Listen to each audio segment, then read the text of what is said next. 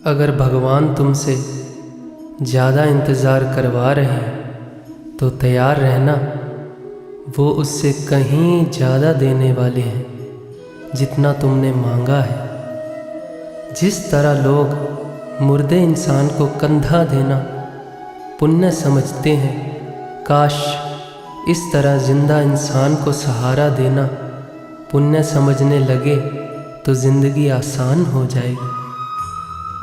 मत सोच इतना ज़िंदगी के बारे में, जिसने ज़िंदगी दी है उसने भी तो कुछ सोचा होगा। बेवजह ही नहीं होती लोगों से मुलाकात, किसी से सबक मिलता है तो किसी से ज्ञान। श्री कृष्ण कहते हैं, किसी को दुख देकर मुझसे अपने सुख की इच्छा मत करना, और अगर तुम किसी को एक पल का भी सुख देते हो तो अपने दुख की चिंता कभी मत करना।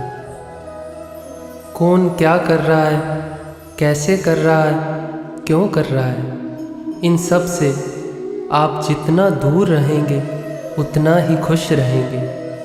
हंसते रहो तो ही दुनिया साथ है, वरना आंसुओं को तो आँखों में भी जगह नहीं मिलती। जीवन में जो भी होता है, कटना, पिसना और अंतिम तक निचोड़े जाना, गन्ने से बेहतर कौन जानता है कि मीठा होने का नुकसान कितना होता है। जब कोई दिल दुखाए तो सबसे बेहतर है कि हम चुप हो जाएं, क्योंकि जिन्हें हम जवाब नहीं देते उन्हें फिर वक्त जवाब देता है। अंधे, बहरे, गूंगे बनकर अपने लक्ष्य पर ध्यान देते रहो। यहाँ इतने खाली लोग हैं कि ना खुद कुछ करेंगे, ना करने वालों को कुछ करने देंगे, और उनका मनोबल भी तोड़ देंगे। लोग जरा सी बात पर आपको छोड़ देते हैं और भगवान जरा सी प्रार्थना से आपको थाम लेते हैं। कर्मों से डरिए, ईश्वर से नहीं। ईश्वर तो माफ़ कर देता है मगर कर्म नहीं।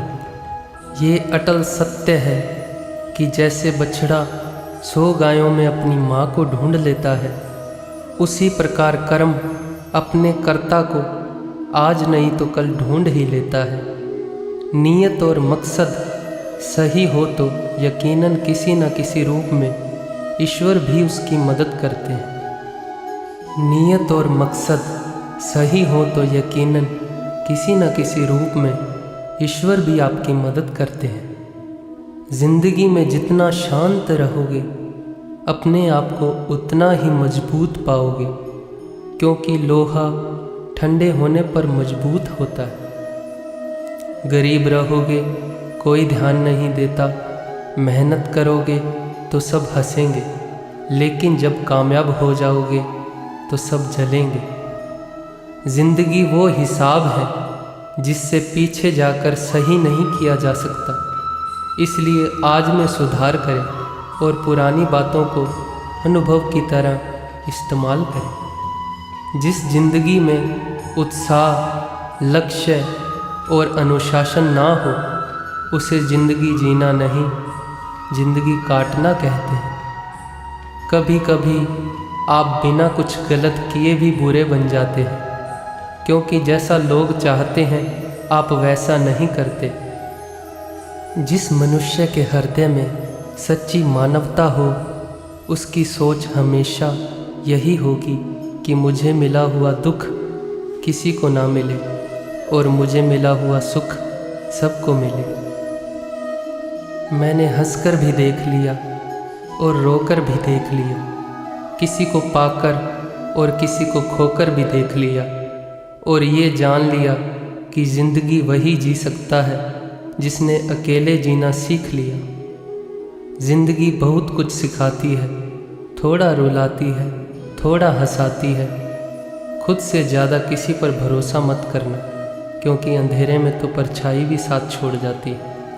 अगर कोई आपको सच्चा प्यार करता है तो वहाँ आपको समय ज़रूर देगा, आपका हर स्थिति में साथ देगा और हमेशा आपके लिए समर्पित रहेगा, क्योंकि सच्चा प्यार एक दूसरे की खुशियाँ चाहेगा, आँखों में पानी नहीं।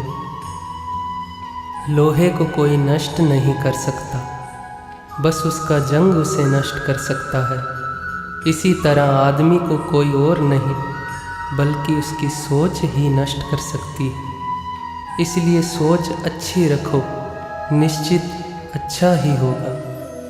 इतने कमज़ोर मत बनो कि कोई भी आपको तोड़ सके, बल्कि इतने मजबूत बनो आपको तोड़ने वाला खुद ही टूट जाए।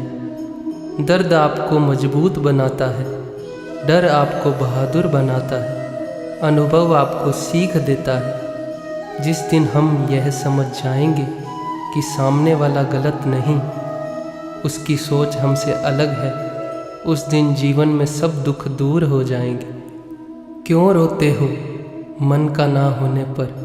जो लिखा है वो होकर रहेगा। एक रास्ता बंद करने से पहले भगवान 10 रास्ते खोल देते हैं। गर्मी के मौसम में पत्ते सूखने के बाद भी पंछी घोंसला नहीं छोड़ते, क्योंकि वो जानते हैं कि फिर से बरसात आएगी और पेड़ पर नए पत्ते आएंगे।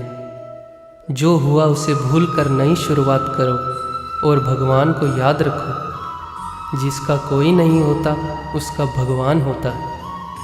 मतलब से जुड़े रिश्ते मतलब तक साथ देते हैं, लेकिन दिल से जुड़े रिश्ते आखिरी सांस तक निभाते हैं। अच्छा काम करते रहो, चाहे कोई सम्मान करे या ना करे, क्योंकि सूर्योदय तब भी होता है जब करोड़ों लोग सोए रहते हैं। दुनिया में एक काम आसान है, केवल अंदर से आवाज़ आनी चाहिए।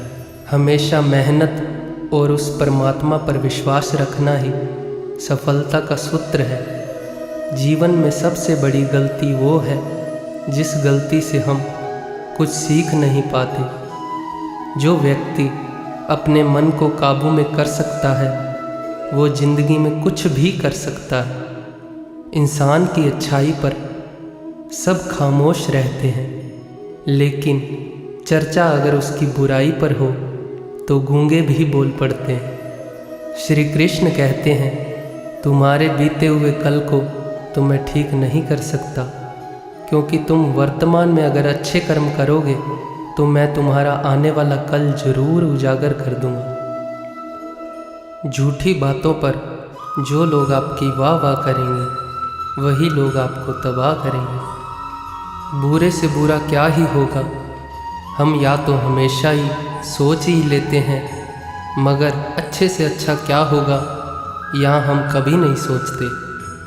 जो ईश्वर रात को पेड़ पर बैठे पक्षियों को भी कभी गिरने नहीं देता, तो सोचो वो तुम्हें अकेला और बेसहारा कैसे छोड़ सकता है। आज के ज़माने में कोई अपना नहीं होता। लोग तब तक साथ देते हैं जब तक उनका स्वार्थ होता है। अगर कोई अकेला है तो इसका मतलब ये नहीं कि उसे कोई पसंद नहीं करता, बल्कि वो अकेला इसलिए है क्योंकि उसने दुनिया की औकात जान ली है। एक बार राजा और उसका मंत्री तलवार को साफ कर रहे होते हैं। तलवार को करते समय अचानक राजा के पैर पर तलवार गिर जाती है। उस राजा को उंगली कटने के कारण बहुत ही तकलीफ़ हो रही थी, बहुत ही दर्द हो रहा था, लेकिन उसका मंत्री कहता है, शांत रहिए महाराज, जो कुछ भी होता है अच्छे के लिए होता है। राजा को ये बात सुनकर बहुत गुस्सा आता है। वो मंत्री से कहते हैं, मेरी उंगली टूट गई है और तुम कह रहे हो कि अच्छा हुआ, इसमें अच्छा क्या है। फिर भी वो मंत्री महाराज को समझाने की कोशिश करता है, पर राजा मंत्री की एक सुने बिना उसे गुस्से के कारण मंत्री को काल कोठरी में बंद करने का आदेश देता है। पर मंत्री को इस बात का कोई दुख नहीं था।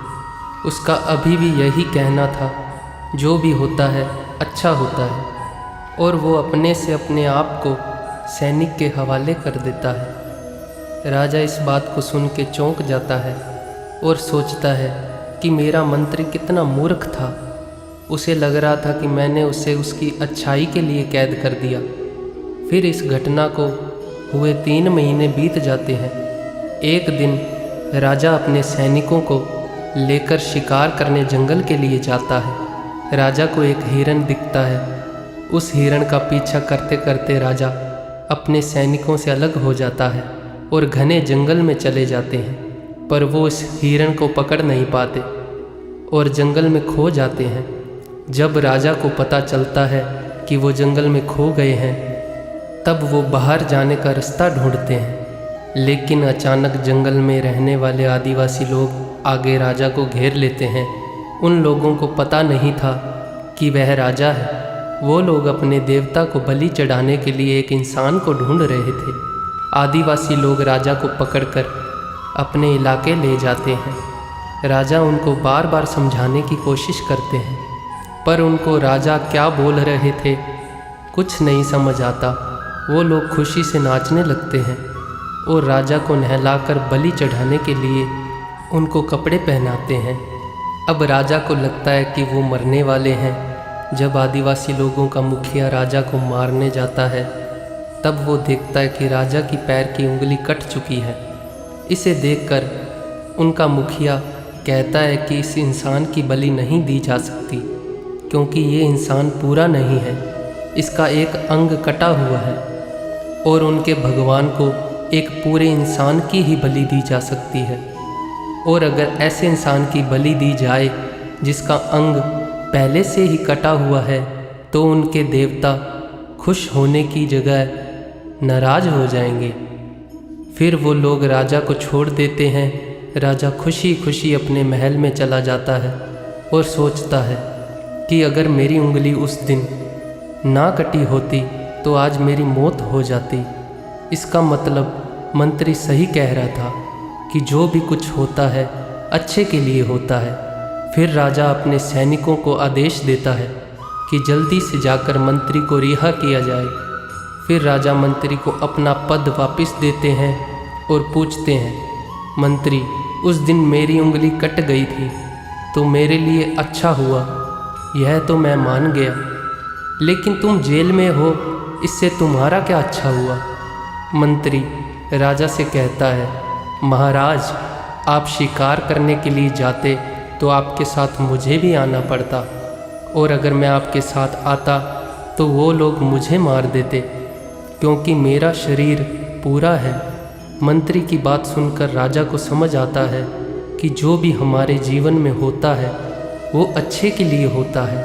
अगर हम अपने जीवन में भी देखें तो हमारे जीवन में भी कुछ मुश्किलें आती हैं, तो हम उनका सामना नहीं करते और हम उनको ही दोष देते हैं कि ये मुश्किलें हमें आगे बढ़ाने और मजबूत करने के लिए आती हैं। हमें हर मुश्किलों का सकारात्मक तरीके से देखना चाहिए, क्योंकि हर चीज़ कुछ न कुछ सिखा कर जाती है और हर व्यक्ति के जीवन में सुख और दुख का आना जाना रहता है। दोस्तों, आशा करते हैं आपको हमारी वीडियो पसंद आई होगी। अगर आपको हमारी वीडियो पसंद आए, हमारी वीडियो को लाइक करके ऐसे ही वीडियो के चैनल को सब्सक्राइब करना ना भूलें। मिलते हैं अगले जीवन बदलने वाली वीडियो में। तब तक के लिए बहुत बहुत धन्यवाद।